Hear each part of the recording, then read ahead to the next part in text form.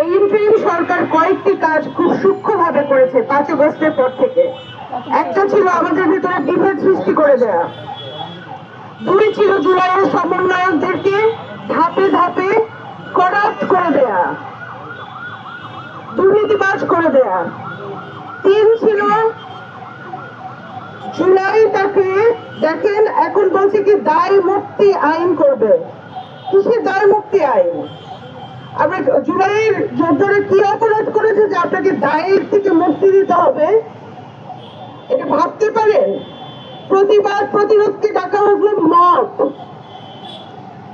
আর আপনি যোদ্ধাদেরকে যুদ্ধ করাকে স্বাধীন করাকে বলে দিলেন দায়। বুঝতে পারেন? সেই প্রথম আলো, দিল্লি, এই ডেইলি স্টার, আপনারা কি করলেন? তাদের থেকে প্রতিনিধি নিয়ে কোথায় বসালেন? উপদেষ্টা করে দিলেন।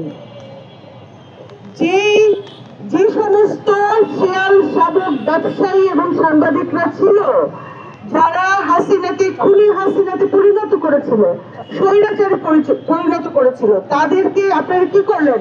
আস্তে আস্তে ডেকে গণভবন বঙ্গভবন মুখী করলেন, যমুনা মুখী করলেন। শুনেন, আমরা সব বুঝি। এক ভাই বলে গেল না, সবকিছু মনে রাখা হচ্ছে, সবকিছু মনে রাখা হচ্ছে, সব